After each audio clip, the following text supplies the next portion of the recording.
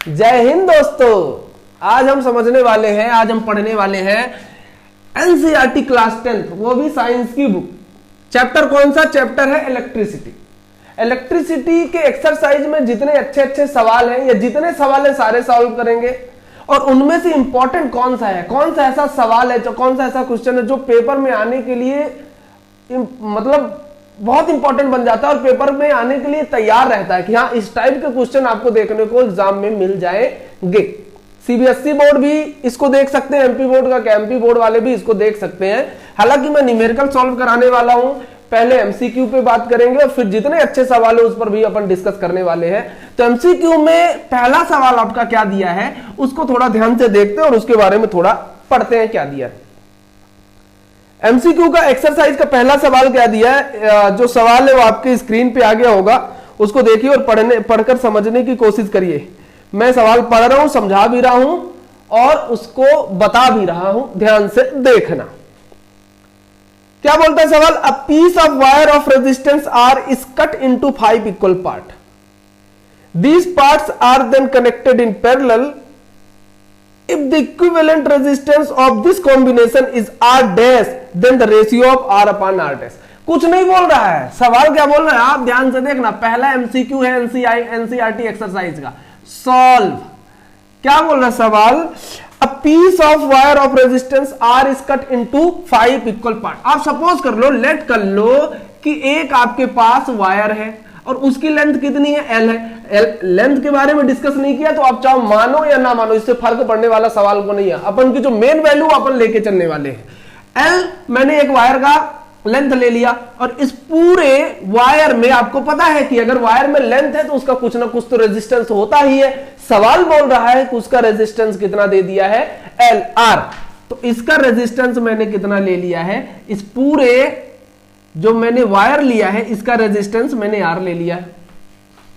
According to question, अब सवाल क्या बोल रहा है थोड़ा ध्यान से देखिए। आपको ये सारी चीजें लिखना भी पड़ सकता है बुक कॉपी में, नोट्स में जब लगाते समय। तो अब पूरे वायर को 5 पार्ट में कट कर दिया गया है, तो इसको मैंने 5 इक्वल पार्ट में कट कर दिया गया है। तो इसको मैंने 5 इक्वल पार्ट में, छोटे छोटे पार्ट में कट कर लिया। अब भैया पूरा लेंथ L है तो लेंथ कितना बन जाएगा? L/5। इसकी भी लेंथ कितनी बचेगी? L/5। इसकी भी लेंथ कितनी बचेगी? L/5। इसकी भी लेंथ कितनी हो जाएगी? L/5। इसकी भी लेंथ कितनी हो जाएगी? L/5। 6 पार्ट में अपन डिवाइड करेंगे तो L/6 आएगा, है ना, जो भी है। और इसका रेजिस्टेंस कितना क्रिएट हो जाएगा? R/5। R/5, 5 टाइम रेजिस्टेंस भी थोड़ा सा चेंज हो जाएगा। R/5 वो भी डिवाइड में, यानी छोटा वायर है तो रेजिस्टेंस छोटा, बड़ा वायर है रेजिस्टेंस बड़ा, खूब बड़ा वायर है तो रेजिस्टेंस खूब ज्यादा। आप समझिए, तो छोटे छोटे रेजिस्टेंस हो गए इसके 5 इक्वल पार्ट में। अब जो मेरे को ये रेजिस्टेंस मिला है उसको मैं लेट कर लेता हूं कि इसकी वैल्यू टोटल कितनी है? R1 है। आप चाहो लेंथ को ना लिखो, इससे कोई फर्क नहीं पड़ने वाला है। तो इसकी रेजिस्टेंस मैंने R1 ले ली, इसको R2 सपोज कर लिया, इसको R3 बोल दिया, इसको R4 बोल दिया और इसको R5 बोल दिया। सवाल बोल रहे अब ये जो मेरे को अलग अलग रेजिस्टेंस मिले इसको मैं पैरेलल क्या कर दूं? कनेक्ट कर देता हूं। तो again according to question, according to parallel combination, parallel combination. भैया पैरेलल कॉम्बिनेशन क्या होता है? पैरेलल कॉम्बिनेशन होता है 1/R equivalent equal to 1/R1 प्लस 1/R2 प्लस 1/R3 प्लस 1/R4 एंड 1/R5। जितने रेजिस्टेंस है अकॉर्डिंग टू क्वेश्चन मैं उनको पैरेलल में कनेक्ट कर रहा हूं, तो मैंने पैरेलल कनेक्ट कर दिया। सवाल बोल रहा है कि ये जब पैरेलल कनेक्ट हो जाते हैं तो इसका R इक्विवेलेंट की जो वैल्यू है वो R डैश है। तो R इक्विवेलेंट की जगह मैंने R डैश लिख दिया। 1/R1 की वैल्यू कितनी भाई? R/5। R/5, 5 कहां चला जाएगा? ऊपर। तो इससे अच्छा मैं इसको यहीं पे कर दे रहा हूं 5/R। सेम इसके साथ भी यही काम होना है, 5/R, 5/R plus 5/R plus 5/R। ऐसा क्यों किया मैं बता दें। जैसे 1/2/3 है ना, तो ये 3 कहां चला जाता है भैया ऊपर, तो 3/2 हो जाता है। ऐसे ही मैंने r 1/r/5 लिखा, 5 कहां चला गया ऊपर चला गया, तो ये एक के साथ जैसा हुआ सारे के साथ वैसा ही हो गया। इसका आएगा कितना r' इक्वल टू इनका सारे का एलसीएम आ जाएगा 5, ये r एलसीएम आ गया और मैंने 5 + 5 + 5 + 5 + 5 आएगा कितना भैया, आएगा r और 5 टोटल ऐड करोगे तो ये मिलेगा 25। आप r' की वैल्यू निकाल रहे हैं तो इसको रेसिप्रोकल कर दीजिए, उल्टा कर दीजिए, तो क्या आ जाएगा r/25, ये आएगा r' की वैल्यू। मेरे को ये नहीं बोला था कि r' फाइंड करो, सवाल बोला था रेशियो फाइंड करो। क्या फाइंड करो, रेशियो फाइंड करो। भैया रेशियो कैसे फाइंड करते हैं, रेशियो कुछ करना नहीं पड़ता है, रेशियो आसानी से जो वैल्यू आप मिला है ना आपको उसी को वैल्यू रख दीजिए, आपको रेशियो मिल जाएगा। तो r/r' फाइंड करो। r की वैल्यू नहीं पता, r तो रेजिस्टेंस वायर का, इसका वायर है तो मैंने ये रेजिस्टेंस दिया है, ये क्या दिया है रेजिस्टेंस, सवाल में दिया, मैं अपने से नहीं लिखा हूं, मैंने सिर्फ वायर की लेंथ बस को सपोज किया हुआ है। r' की वैल्यू कितनी r/25 है, 25 कहां चला जाएगा 25 चला जाएगा ऊपर और r से r हो जाएगा कैंसिल, तो आंसर आएगा 25, यानी r/r' की वैल्यू कितनी आ गई 25। यही है आपका आंसर। लगाइए इसको और अपन दूसरे सवाल पे भी थोड़ा डिस्कस करते हैं। नेक्स्ट क्वेश्चन क्या दिया है, एनसीईआरटी का एमसीक्यू है, which of the following term does not represent electrical power in a circuit. इनमें से कौन सा ऐसा टर्म है जो इलेक्ट्रिकल पावर को रिप्रेजेंट नहीं कर रहा है। उनमें से पहला ऑप्शन कौन सा है, इसमें दिया है I²R, second IR², third V/I और फोर्थ दिया है V²/R। इनमें से कौन सा टर्म ऐसा है जो इलेक्ट्रिकल पावर को रिप्रेजेंट नहीं कर रहा है, ध्यान से देखते हैं, बने रहिए वीडियो के एंड तक। भैया हमको एक फार्मूला पता है, पूछो कौन सा। एक फार्मूला तो जनरल पता होता है ना, ये नहीं पता है तब भी पता कर लीजिए। हीट इक्वल टू होता है I²R × T, हीट का फॉर्मूला होता है। हीट पर यूनिट टाइम यानी रेट ऑफ हीट को बोलते हैं I²R, और रेट ऑफ हीट ही बोला जाता है या कहलाता है पावर।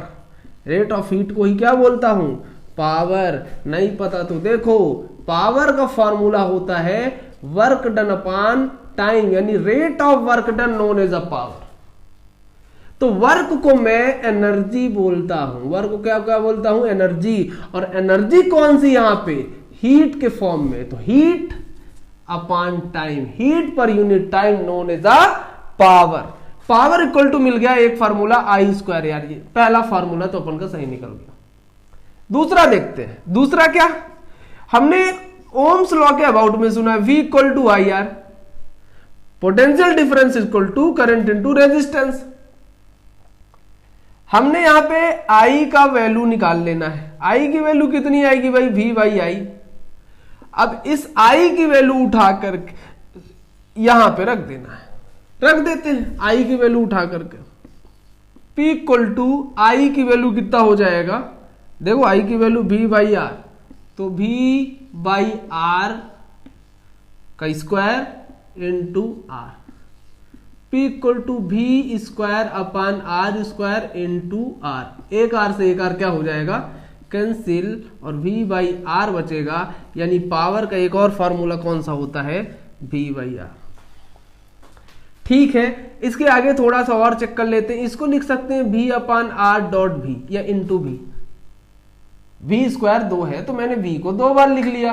सर ऐसा क्यों करते हैं, ऐसा करने से आपको क्या फायदा मिलेगा, क्या ऐसा कर देंगे तो हमारा रिजल्ट आ जाएगा। हाँ, ऐसा कर देने से हमारा रिजल्ट आ जाएगा, हम रिजल्ट के बहुत करीब पहुंच गए हैं। तो V/R की वैल्यू कितनी होती है, I। P = लिख सकते हैं I और ये V, तो P का फॉर्मूला होता है V/I, V डॉट। तो पावर को हम लिख सकते हैं V/I। ये सही, ये सही, ये सही, और जो गलत है वही यहां पे आंसर सही है। सवाल नंबर 3 क्या बोलता है भाई? सवाल बोल रहा है, स्क्रीन पे आगे होगा, पढ़िए, समझिए, उसको लगाने की कोशिश करिए। नहीं बनता है तो वीडियो को थोड़ा सा आगे देखें। और क्या बोल सकते हैं? बोलते हैं an electric bulb is rated 220 volt and 100 watt. Volt का मतलब पोटेंशियल डिफरेंस, वाट का मतलब पावर। पावर की यूनिट क्या होती है? वाट होती है। When it is operated on 110 यानी 110 volt the power consumed will be. Solve और गिवन। जो गिवन है आप उस डाटा को जरूर लिखें। भैया गिवन नहीं लिखोगे तो बार बार क्वेश्चन में देखना पड़ेगा, जैसे मैं अभी देख रहा हूं। तो सॉल्व गिवन। गिवन में क्या दिया है? एक बल्ब दिया है, बना लेता हूं बल्ब। एक बल्ब दिया है और उसको कनेक्ट कर दिया गया है 220 वोल्ट के सोर्स से। एसी डीसी नहीं बोला तो मैं अभी डीसी ले रहा हूं, कोई फर्क नहीं पड़ने वाला। और ये बल्ब है लैंप, जो बल्ब है, या बल्ब लिख लो, लैंप, जो मर्जी वो लिख लो। इसका कुछ ना कुछ तो रेजिस्टेंस होगा। अगर कोई वायर है तो उसका खुद का रेजिस्टेंस होता है। जो भी इंस्ट्रूमेंट अपन लोग घर में यूज करते हैं, टीवी हो, कूलर हो, पंखा हो, मर्जी चाहे जो हो, उसका कुछ ना कुछ तो रेजिस्टेंस होता ही है। ऐसे इस बल्ब का मैंने रेजिस्टेंस कितना ले रखा है? अभी R है। जब तक बल्ब चेंज नहीं होगा, मेरी बात ध्यान से सुनना, जब तक बल्ब चेंज नहीं होगा तब तक रेजिस्टेंस चेंज नहीं होगा। आप इसी बल्ब में कुछ और वोल्टेज दे रहे हैं तो वहां पे क्या हो जाएगा? वोल्टेज और करंट थोड़ा सा डगमगाएगा यहां वहां। लेकिन अगर बल्ब कांस्टेंट है तो उसकी रेजिस्टेंस की वैल्यू भी आपको कांस्टेंट मिलने वाली है। तो R दे दिया और इसका पावर रेटेड पावर है। कितना पावर दिया है भाई? जो पावर है, पावर कंज्यूम्ड पावर दिया है 100 वाट का। अभी कितना पावर दिया है? 100 वाट का। अब बोल रहा है अगर मैं इसको 110, अब मैं इसको क्या कर लूं कि बल्ब तो यही है मेरा, बल्ब मैं नहीं बदल रहा, लेकिन मैंने वोल्टेज जो सप्लाई यहां से हो रहा है 220 वोल्ट की जगह कितना कर दूं? 110 वोल्ट। तो जाके इसमें कितना पावर सप्लाई होगा ये देखना है मेरे को। हाँ, तो जाके मेरा कितना पावर सप्लाई होगा। मैंने वोल्टेज 10 कर दिया, लेकिन पावर की वैल्यू यहां पे मेरे को पता नहीं है। लेकिन बल्ब सेम है तो यहां पे रेजिस्टेंस की वैल्यू क्या मिलने वाली है? क्या देखने को मिलता है? सेम है। चलो ट्राई करते हैं क्या है। मैंने इसके लिए एक फॉर्मूला बताया था पावर का। अभी थर्ड क्वेश्चन में पावर इक्वल टू होता है voltage into current. Power equal to होता है वोल्टेज इंटू करंट। भाई पावर को P से रिप्रेजेंट कर दो, वोल्टेज को V से कर दो, करंट को I से कर दो। इसमें करंट I का कुछ खेल ही नहीं दिख रहा हमको। ना तो रेजिस्टेंस पता है कितना है और ना ही करंट की वैल्यू पता है कितना है। तो हम इस दोनों फॉर्म को किसमें कन्वर्ट कर लेते हैं? हम इन दोनों, जो सवाल है मेरा, जो मैंने फॉर्मूला अभी डिराइव किया है, इस I को मैंने V के फॉर्म में कन्वर्ट कर लेना है। हमने पढ़ा है Ohm's law V equal to I, R होता है, और I की वैल्यू निकालेंगे तो V बाई R आएगा, और यहां से हो जाएगा I की वैल्यू, I इक्वल टू मैं पुट कर देता हूं V, I की वैल्यू हो जाएगा V बाई R। एक फार्मूला तुमको देखने को मिलेगा V स्क्वायर बाई R। मैंने पहले के लिए है तो इसका पावर, मैंने पहले बल्ब के लिए पावर P1 ले लेता हूं और दूसरे बल्ब के लिए पावर P2 ले लेता हूं। मैंने P1 की वैल्यू दे रखी है, P2 की वैल्यू नहीं। वोल्टेज इसमें V1 ले लेता हूं, V1 अपन का दिया है, और रेजिस्टेंस दोनों का सेम है। इस टाइम पे V2 हो गया है कुछ इतना, तो इसको मैंने इक्वेशन फर्स्ट बोल दिया। सेम इसमें अप्लाई करते हैं। P2 की वैल्यू कितनी मिलेगी? P2 की वैल्यू मिलेगी V2 का स्क्वायर, रेजिस्टेंस तो दोनों का सेम है, तो R यहां भी R, और इसको मैंने बोल दिया इक्वेशन नंबर सेकंड। अब फर्स्ट और सेकंड को हम डिवाइड करा लेते हैं। तो फर्स्ट कितना हो जाएगा भाई? P1 by P2 equal to मिलेगा, देखने को कितना मिलेगा? V1 square by R divided by V2 square by R। R से R कैंसिल हो जाएगा, V1 square by V2 square, ये आएगा P1 by P2 cross multiplication कराएंगे और आंसर मिल जाएगा। कहां से मिल जाएगा, मैं इसको मिटाता हूं, देखिए इसको मैंने मिटा देना है, इसको मैं मिटा देता हूं, मिटा दिए हैं भैया, कुछ होता नहीं है, इनको डिवाइड करा लेते हैं, P1 बाई P2। तो P1 की वैल्यू कितनी थी, P1 की वैल्यू 100 वाट थी, देखो जाके। P2 की वैल्यू कितनी है, P2 की value we have to find. V1 कितना दिया, V1 दिया है 220 और V2 कितना दिया, V2 दिया है 110 वोल्ट, दोनों का स्क्वायर, दोनों में स्क्वायर, मैंने इसको होल स्क्वायर लगा देना है, कुछ ऐसा करके। ये वही चीज है, 1 0 से 1 0 मर गया, 11 2 जा 22, 2 का स्क्वायर आएगा और यहां पे 100 अपान P2, ये नीचे दूसरा है और ये 2 2 जा कितना हो जाएगा, 4 हो जाएगा। यहां पे सॉल्व कर देता हूं, 100 बाई P2 और 2 2 जा 4, P2 यहां जाएगा, 2 यहां आएगा, तो 100 बाई 2 4 आएगा, sorry 100 by 4 equal to P2। ये कटाओगे तो 25, कितना पावर देखने को मिलेगा, 25, और पावर की यूनिट हो गई वाट। तो इसका आंसर आने वाला है, इस टाइम पे पावर कितना कंज्यूम करने वाला है, 25 वाट। 25 वाट की पावर चाहिए, अगर इसमें 100 वाट मिल रहा है तो उसको 25 वाट की पावर चाहिए। चौथा सवाल आपकी स्क्रीन के ऊपर ये रहा, पढ़िए इसको ध्यान से देखिए और ट्राई करिए कि बने, नहीं बनता पूरा वीडियो देखिए, लेक्चर देखिए, मैं पढ़ के आपको सवाल सुना रहा हूं। मतलब the two conducting wire of the same material and of equal length and equal diameter are first connected in series and then connected in parallel in a circuit across the same potential difference. The ratio of the heat produced in series and parallel combination. Solve given. भाई given में क्या क्या दिया है, given में दिया है 2 conducting wire of same material. एक कंडक्टिंग वायर मैंने ये ले लिया, दूसरा कंडक्टिंग वायर मैंने ये ले लिया, ये दोनों सेम मटेरियल के हैं तो इनकी रेजिस्टिविटी भी क्या हो जाएगी, सेम। अगर मैं इसको एल्यूमिनियम का सपोज कर रहा हूं तो इसको भी आपको एल्यूमिनियम का लेना पड़ेगा, और जब तक मटेरियल की वैल्यू चेंज नहीं, यानी मटेरियल अलग नहीं होता तो रेजिस्टिविटी अप्रोक्सीमेटली लगभग सेम होती है, यानी मटेरियल सेम है तो रेजिस्टिविटी की वैल्यू सेम मिलेगी।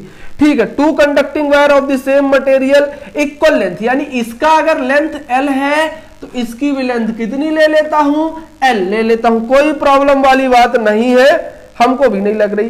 एंड इक्वल डायमीटर, इनका डायमीटर भी कितना दे दिया, क्रॉस सेक्शन एरिया का जो रेडियस है उसका डायमीटर कितना दे दिया है, इक्वल है। तो मैं इसको अगर स्मॉल r ले लूं तो इसका भी इक्वल जो डायमीटर कितना हो जाएगा, स्मॉल r। आप अच्छे से बना लीजिए, ठीक है। अब इन दोनों को कनेक्ट किया गया है, एक बार पैरेलल और एक बार सीरीज में। भाई लेंथ है, रेजिस्टिविटी सेम है, इक्वल है, तो इस पर कुछ ना कुछ रेजिस्टेंस R होगा। इनका रेजिस्टेंस कितना हो जाएगा, रेजिस्टेंस की वैल्यू इसमें कुछ ना कुछ रेजिस्टेंस R1 होगा और इसमें भी कुछ ना कुछ रेजिस्टेंस आपको देखने को मिलेगा, उसको मैं R2 बोल देता हूं। For same material and same cross sectional area,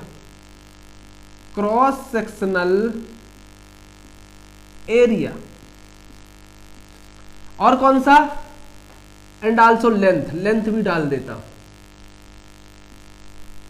अगर material same, cross section area same, length same, तो जो रेजिस्टेंस है वो भी सेम हो जाएगा।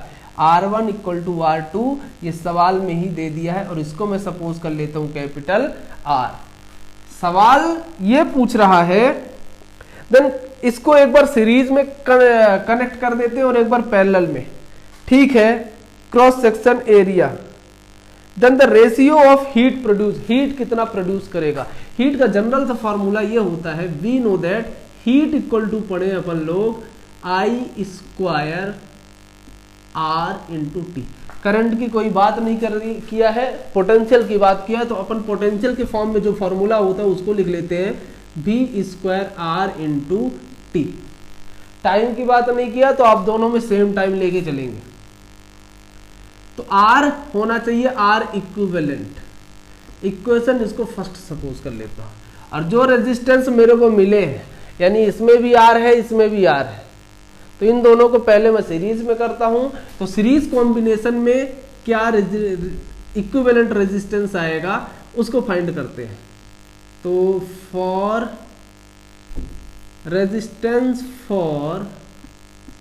रेजिस्टेंस इन डालो in series, equivalent resistance in series. Series में क्या होता है जनरल अपन को पता है, R equal to R equivalent क्या होता है भाई, आर इक्विवेलेंट होता है R1 प्लस R2। जितने रेजिस्टेंस है नॉर्मल ऐड कर देते हैं सीरीज में। R1 की वैल्यू कितनी है भैया, R1 की वैल्यू कितनी है, R1 की वैल्यू मेरे को R दिया है, देखो इसका भी R इसका भी R। R2 की वैल्यू कितनी है, R2 की वैल्यू भी R है, R2 की वैल्यू भी R है। तो R इक्विवेलेंट मिलेगा कितना, R plus R, you will get 2R। R equivalent series में, इसको मैं सीरीज बोल देता हूं, सीरीज में कितनी मिल गई 2R, इसको इक्वेशन 2 बोल देते हैं, ठीक है। तो H नाउ हीट कितना मिलेगा, हीट मिलेगा, पोटेंशियल तो सेम है। R इक्विवेलेंट कितना मिल गया 2R का स्क्वायर, नहीं ठीक है स्क्वायर नहीं लगता, इंटू टी। इसको इक्वेशन सेकंड सपोज कर जाते हैं और इसको कुछ नहीं बोलते, ठीक है। अब हम क्या करते हैं, मैं मिटा रहा हूं इसको, यही दोनों रेजिस्टेंस को अपन now resistance in parallel combination, in parallel combination. भाई पैरेलल कॉम्बिनेशन में R इक्विवेलेंट कितना मिलेगा, R पैरेलल बोल देता हूं, R पैरेलल कितना मिलेगा 1/R1 प्लस 1/R2। R पैरेलल कितना आने वाला है, इसकी भी वैल्यू R और इसकी भी वैल्यू R। R कितना हो जाएगा R1, ये हो जाएगा एलसीएम R ऐसे 1 + 1 हो जाएगा 1/R पैरेलल है, ये पैरेलल का सिंबल है, 11 नहीं लिखा मैंने, 2/R और R पैरेलल आएगा, पैरेलल है ना, ये बार बार बोल रहा हूं, R/2।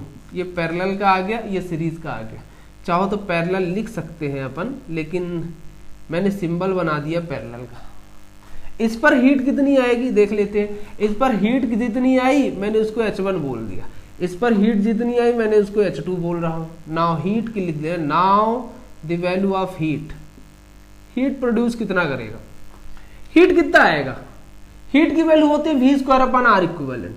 V² क्योंकि पोटेंशियल डिफरेंस सेम है। R इक्विवेलेंट कितना है, R इक्विवेलेंट की वैल्यू आपको मिली पैरेलल में R/2। 2 कहां जाएगा भैया, 2 ऊपर जाएगा, तो मैंने लिख देना है R। 2 ऊपर चला गया, R/2 लिखोगे तो 2 कहां चला जाएगा, ऊपर चला जाएगा, इंटू T। और ये हो गया इक्वेशन 3। बोलते हैं दोनों हीट का रेशियो कितना आएगा, सीरीज और पैरेलल में हीट का रेशियो कितना आएगा। तो सीरीज का हीट ये है और पैरेलल का हीट ये है, दोनों को डिवाइड करा दो, you will get the answer. Series का हीट और पैरेलल का हीट डिवाइड करा दो, आंसर मिल जाएगा। डिवाइड करा देते हैं दोनों को, ध्यान से देखना। Ratio according to question, ratio क्या हो जाएगा H1/H2। H1 की वैल्यू कितना भाई, V²/2R into T divided by 2V²/R into T। इसको अपोजिट करा लेते, H1/H2 V²/2R T into R ऊपर जाएगा 2v² इंटू टी भी नीचे आएगा, ये टी ऊपर का है, टी से टी, v² आर से आर कैंसिल आएगा, 1 2 2 जा 4, आंसर आएगा 1:4, ये आंसर है। यानी दोनों हीट का रेशियो कितना मिलने वाला है, H1:H2 आएगा कितना, 1:4। जो ऑप्शन में 1:4 है वो सही हो जाएगा। अगला सवाल कौन सा है, अगला सवाल बोल रहा है कि अगर मेरे पास एक वोल्ट मीटर है तो वोल्ट मीटर को सर्किट में सीरीज में लगाएंगे या पैरेलल में लगाएंगे, कैसे लगाएंगे, उसके बारे में थोड़ा सा बात करते हैं। इससे पहले एक चीज थोड़ा आपको ध्यान रखना पड़ेगा, वो क्या है, वो ये है कि अगर वोल्ट मीटर है तो वोल्ट मीटर को क्रिएट किया जाता है हाई रेजिस्टेंस के साथ, यानी वोल्ट मीटर का जो रेजिस्टेंस की वैल्यू आएगा वो थोड़ा ज्यादा मिलेगा कंपेयरिंग टू एमीटर। अगर मेरे पास दो इंस्ट्रूमेंट है, एक है एमीटर जो करंट को मेजर करेगा और एक है वोल्ट मीटर, और मैं सवाल पूछूं कि एमीटर और वोल्ट मीटर में किसका रेजिस्टेंस ज्यादा होता है, तो रेजिस्टेंस ज्यादा होता है वो भी किसका, वोल्ट मीटर का, और रेजिस्टेंस कम होता है एमीटर का। एमीटर को लो रेजिस्टेंस के साथ क्रिएट किया जा रहा है और वोल्ट मीटर को हायर रेजिस्टेंस के साथ। इसको सर्किट में जोड़ते समय मैं सीरीज में ऐड करता हूं और इसको सर्किट में जोड़ते समय मैं पैरेलली ऐड करता हूं, इसको पैरेलल में ऐड करता हूं। ऐसा क्यों, ध्यान से देखना, यहां पे पूरा काम सीरीज और पैरेलल कॉम्बिनेशन का है। हमको पता है कि अगर मान लेते हैं एक रेजिस्टेंस R1 दिया है और R1 दिया है 5 ओम का, और एक और रेजिस्टेंस दिया है R2 और R2 दिया है 5000 ओम का, और मैंने इन दोनों को पैरेलली कनेक्ट कर देना है, तो R इक्विवेलेंट की जो वैल्यू मिलेगी 1/R1 प्लस 1/R2, 1/5 प्लस 1/5000। इसको सॉल्व करेंगे तो हमको अप्रोक्सीमेटली जो वैल्यू मिलने वाली है वो लेस देन 5 मिलने वाली है, यानी 5 से छोटी वैल्यू मिलने वाली है, जो भी वैल्यू मिलने वाली है एक्स की या जो आर इक्विवेलेंट की वैल्यू है।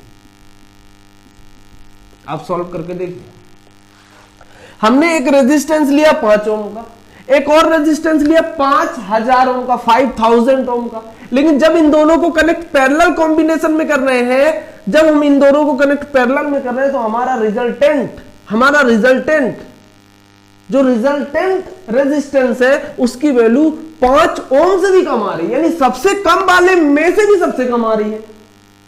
इसका कहने का मतलब है अगर मैं किसी सर्किट में वोल्ट मीटर को ऐड कर रहा हूं वो भी पैरेलल, तो इसका जितना ज्यादा रेजिस्टेंस होगा, समझो भाई समझो, ध्यान से देखो, समझने की कोशिश करो, पूरा गेम ही समझने का है।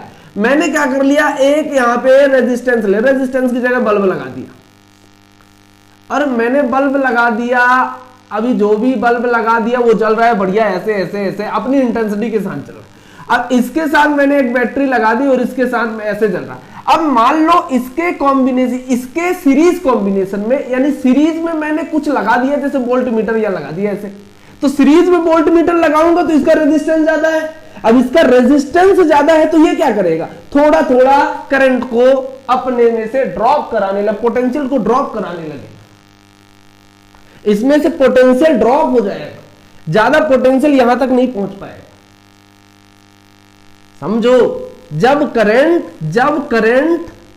अगर कोई सर्किट से प्लस और ये माइनस है, तो अगर यहां पे मैंने बल्ब लगाया है, ऐसे जल रहा है भैया, समझो ना, यहां से करंट आई जा रहा है ऐसे ऐसे ऐसे ऐसे, तो इसके सामने रेजिस्टेंस दिखा है, तो रेजिस्टेंस जब दिखता है करंट को, अगर करंट ऐसे जा रहा है और रेजिस्टेंस उसको दिख गया, तो जब रेजिस्टेंस दिखता है तो पोटेंशियल ड्रॉप हो जाता है, यानी अगर कुछ पोटेंशियल, जितना यहां का पोटेंशियल उतना ही इस पॉइंट का पोटेंशियल आपको नहीं मिलने वाला, पोटेंशियल कुछ ड्रॉप कर जाता है। करंट की वैल्यू नहीं बदलती सीरीज में, लेकिन पोटेंशियल ड्रॉप कर जाता है।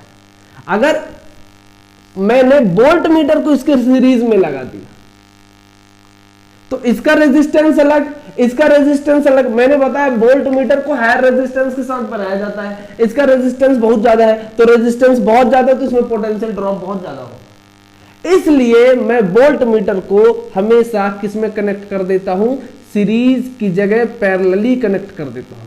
और जब पैरेलली कनेक्ट करता हूं तो उसका रेजिस्टेंस बहुत कम हो जाता है और जिसकी वजह से ये प्रिसाइज रीडिंग दे पाता है, अच्छे से रीड कर पाता है पूरे सर्किट को कि कितना वोल्टेज का करंट है। आई होप मेरी बात आप लोगों को समझ में आ रही होगी।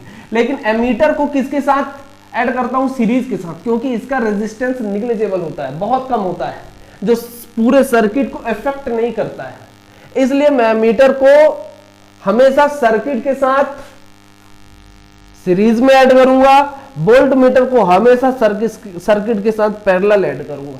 तो इसका आंसर क्या होना चाहिए, इसका आंसर होना चाहिए, इसका आंसर होना चाहिए, इसका आंसर क्या होना चाहिए, आंसर होना चाहिए 2।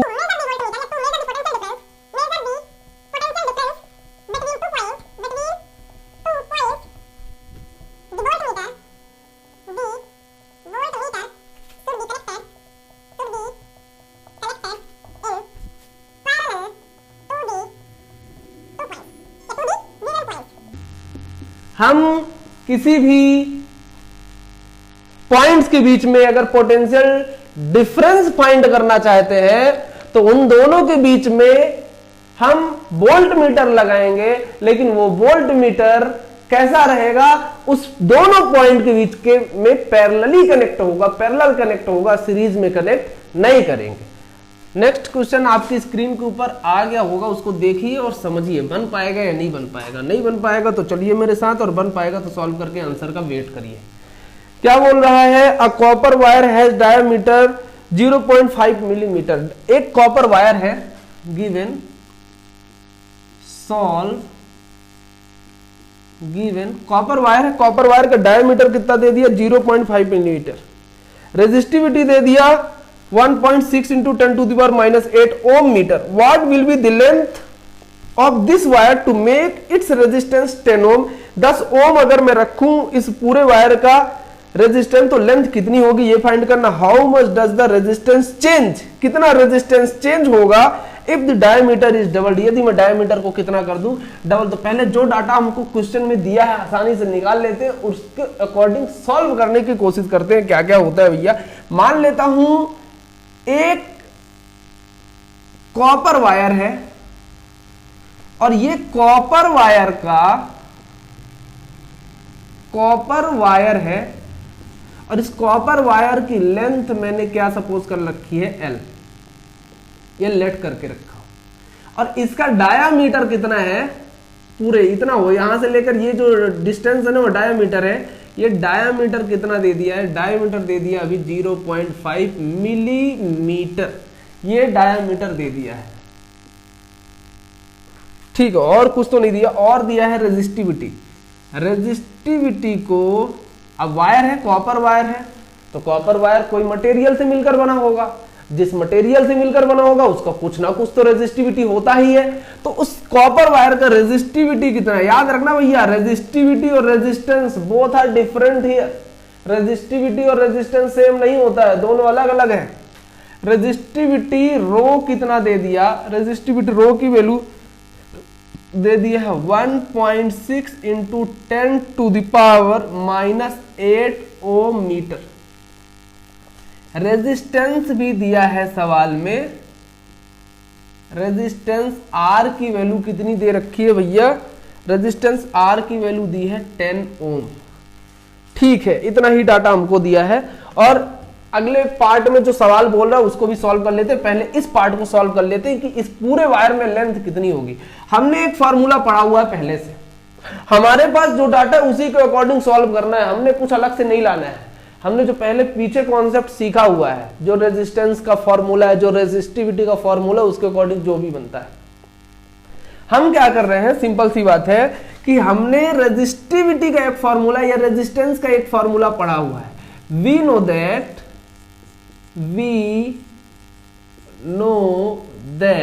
व्हाट, कि जो रेजिस्टेंस होता है वो directly proportional to length and inversely proportional to area of the given wire या area of the cross section का जो भी एरिया।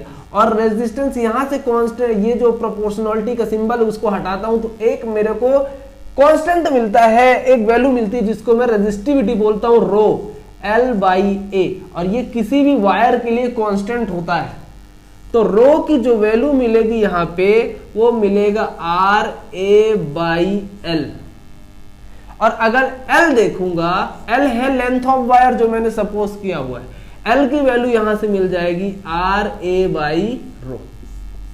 इसको इक्वेशन कौन सा मान लेता हूं फर्स्ट, मेरे पास R की वैल्यू है, मेरे पास A की वैल्यू, A यानी एरिया होता है पाई आर स्क्वायर, किसी भी सर्कल का एरिया क्या हो जाएगा पाई आर स्क्वायर, एरिया भी मिल जाएगा और रेजिस्टिविटी भी मिल जाएगी। तो हम L आसानी से फाइंड कर सकते हैं। कैसे करते हैं थोड़ा ध्यान से देखें। L इक्वल टू R की वैल्यू कितनी है भैया, R की वैल्यू 10 ओम है।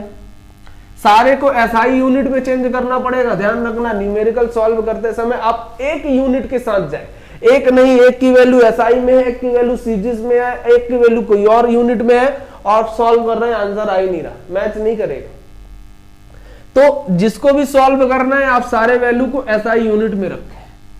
तो R की वैल्यू कितनी होगी 10 ओम, A कितना होता है भाई, इसका एरिया कितना होगा, एरिया हो जाएगा pi R square.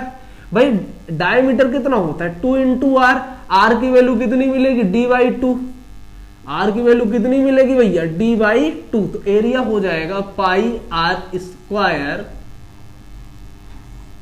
Area L की वैल्यू रेजिस्टिविटी की value 1.6 into 10 to the power -8। ठीक है, L की वैल्यू 10 इंटू पाई की वैल्यू 3.14, R की वैल्यू क्या लिख सकता हूं D/2 D/2 का whole square 1.6 into 10 to the power -6, जैसे का तैसा मैंने यहां पे लिख दिया। L की वैल्यू कितनी मिलनी है 10 से इसको मल्टीप्लाई कराऊंगा तो 1.10 क्या हो जाएगा, एक डिजिट खिसक जाएगा, वो भी इस साइड मल्टीप्लाई हो रहा है इसलिए 31.4 इंटू डी की वैल्यू कितनी है भाई, D की वैल्यू मेरे पास 0.5 मिलीमीटर। याद रखिए 1 मिलीमीटर में 10 टू द पावर -3 मीटर होता है। 1 मिलीमीटर में कितना 10 टू द पावर -3, तो D की वैल्यू आ जाएगी 0.5 और इस मिलीमीटर की जगह 10 टू द पावर -3 मीटर सारे, ये भी मीटर में, सारा कुछ मीटर में, मैंने SI में लिख दिया /2 और ये whole square divided by 1.6 into 10 to the power -8 ohm metre. ये भी SI में है, हमको ज्यादा कुछ चेंज करने की जरूरत नहीं है। 31.4 इंटू 0.5, मैंने 5 लिया, पॉइंट के बाद एक डिजिट है तो एक जीरो नीचे चला जाएगा, 10 टू द पावर -3 और एक जीरो इसका नीचे चला गया। ध्यान से पॉइंट के बाद जितने डिजिट है उतने जीरो नीचे आप लगा सकते हैं, और ये होल स्क्वायर, और मैंने कुछ करना नहीं है 1.6 इंटू 10 टू द पावर -8। अब इस स्क्वायर को इनके सामने थोड़ा सा सॉल्व कर लेता हूं। 31.4 5 5 जा 25, इसका 2 बार होगा तो 10 टू द पावर 3 2 जा 6, 20 का 2 बार होगा तो 2 दूना 4 400, और डिवाइडेड बाई कितना भैया 1.6 इंटू 10 टू द पावर -8। ठीक है, इसको मिटाता हूं मैं, उम्मीद है आप लगा लिए होंगे, कैमरा चालू है तो ठीक है।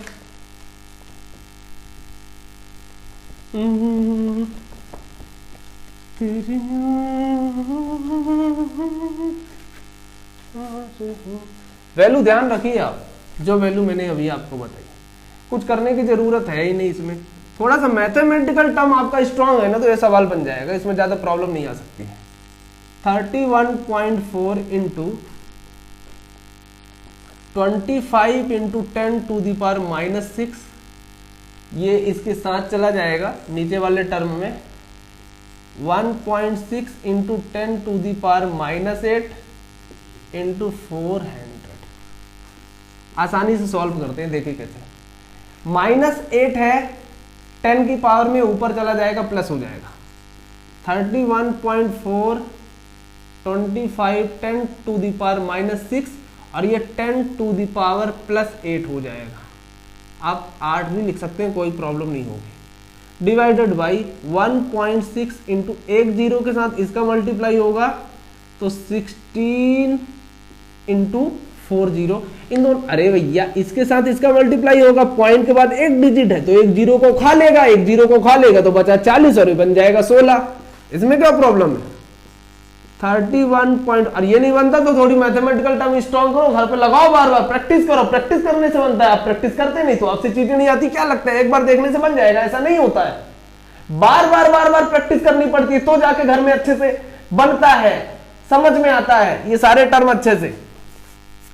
25, अब माइनस और प्लस तो इसको सॉल्व करेंगे तो 10 टू द पावर 2 मिलेगा आपको। 16 इंटू 4 जीरो, एक जीरो नीचे है और इसको मैं 10 टू द पावर 2 को मैं 10 इंटू 10 लिख सकता हूँ। एक जीरो से एक जीरो कैंसिल होगा। एल की वैल्यू हमको देखने को मिलेगी 31.4 इंटू 25 इंटू 10, 16 4 जा 64। अब इसको कटा लेते हैं, कट करा लेते हैं, 10 का मल्टीप्लाई इससे करा लेता हूँ। 31.10 से होगा तो 4 इंटू 20 ये 64, 2 से कटा लेता हूँ। 2 3 जा 2 2 जा 2 1 जा 2 और 1 बचा, 2 5 जा 10 और 1, 2 7 जा 40। ठीक तो कटाया भाई, कहाँ गलत कहाँ किया? ठीक तो है।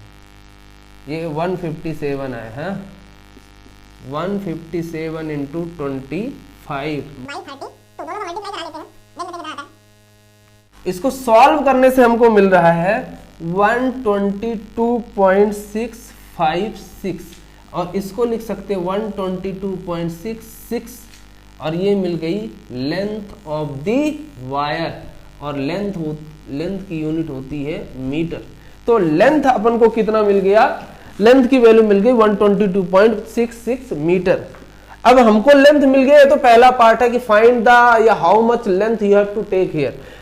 लेंथ मेरे को मिल गया 122.66 metre. Now according to question क्या बोल रहा है? If diameter of the wire is doubled, diameter को मैंने डबल कर दिया तो अभी जो d था उसको 2d ले लूंगा और ये d डैश बन जाएगा। डायमीटर डबल हो गया, ठीक है, डायमीटर को डबल कर दिया, 2d हो गया। कर लेते हैं, ज्यादा बड़ी बात नहीं है। तो पहले d कितना दिया था भाई? 2d दिया था 0.05 मिलीमीटर, 0.05 ही दिया था ना, 0.5 दिया था, सॉरी 0.5 मिलीमीटर। मल्टीप्लाई करा लेते हैं, d डैश कितना आएगा तो इसको मल्टीप्लाई करा लेते हैं, आंसर आ ही जाएगा 5/10, 5 2 जा 10 और ये 10 से 10 कैंसिल, अप्रोक्सीमेटली 1 मिलीमीटर के अकॉर्डिंग d 1 मिलीमीटर आ गया। 1 मिलीमीटर को मीटर में कन्वर्ट कर लेते हैं, रिजल्टेंट कितना आएगा? d dash 1 into 10 to the power -3 metre. ये हमारा आ गया डायामीटर। अब चाहे तो आसानी से वैल्यू फाइंड कर सकते हैं। इसको मैं मिटा रहा हूं, इसको मैं मिटा रहा हूं। आसानी से वैल्यू फाइंड कर सकते हैं। कैसे फाइंड कर सकते हैं? ध्यान से देखिए, डी डैश है, डी डैश मेरे को पता है, मेरे को रेजिस्टेंस लाना है कितना है, रेजिस्टेंस लाना है कितना है। तो मैंने एक फार्मूला भी आप लोगों को बताया, रेजिस्टिविटी या resistance is directly proportional to length and inversely proportional to cross section area. Resistance इसको मैंने इक्वल में कर देना है, ये प्रोपोर्शनलिटी सिंबल को, और हमको मिलता है resistivity. Resistivity it is depend on the material. ये मटेरियल की प्रॉपर्टी है भैया, ये लेंथ पे डिपेंड नहीं करती है। रेजिस्टिविटी मटेरियल की प्रॉपर्टी है, लेंथ और कितना एरिया वो डिपेंड नहीं करता। आप चाहे इतना छोटा कॉपर का वायर रखें या इतना सारा कॉपर का वायर रखें, दोनों की रेजिस्टिविटी सेम होती है, क्योंकि ये डिपेंड मटेरियल पर करता है। कॉपर की है तो कॉपर की मर्जी चाहे इतना सा हो या 1 क्विंटल हो, दोनों की रेजिस्टिविटी सेम होती है, रेजिस्टिविटी बदलती नहीं है एक मटेरियल की। कॉपर और एल्यूमिनियम है तो दोनों की रेजिस्टिविटी अलग अलग होगी। लेंथ और बाई एरिया, मेरे को रेजिस्टेंस चाहिए तो रेजिस्टिविटी कितना दिया था, 1.6 इंटू 10⁻⁻², कितना दिया था? सवाल देखना पड़ रहा है, सवाल देखना पड़ रहा है। रेजिस्टिविटी दिया था 10⁻8 ओम मीटर, तो 1.6 इंटू 10⁻8। आपने अभी लेंथ की वैल्यू निकाली कितनी, 122.66। मैं अप्रोक्सीमेटली 122 रख के चल रहा हूं, आगे पीछे आंसर आएगा, आप मैनेज कर लेना। 6 कर देता हूं, जो अभी मैंने क्या बोलते हैं लेंथ की वैल्यू, अभी लेंथ ऑफ वायर निकाले ना 122 पॉइंट समथिंग आया। एरिया कितना मिला अपन को, एरिया मिल जाएगा पाई आर स्क्वायर, आर की जगह आर डैश कर देता हूं, इसको भी सॉल्व कर लेते। 1.6 इंटू 10⁻⁻8 122.66, पाई की वैल्यू 3.14, आर की वैल्यू को लिख सकता हूं, डायमीटर कितना होता है 2r, डैश लगा दो, आर डैश की वैल्यू d/2, तो इसको लिख सकता हूं d⁻2 का होल स्क्वायर। 1.6 इंटू 10⁻⁻8 इंटू 122.66, इसको मैं अप्रोक्सीमेटली 123 बोल दे रहा हूं, नहीं 122 ही बोल दूं, कटाने में थोड़ा ठीक लगेगा, आगे पीछे वैल्यू आएगी। डी डैश की वैल्यू कितनी, डी डैश की वैल्यू अभी हमने निकाला 10⁻³ और ये स्क्वायर। सॉल्व कर लेते हैं, आसानी से आंसर आ जाएगा।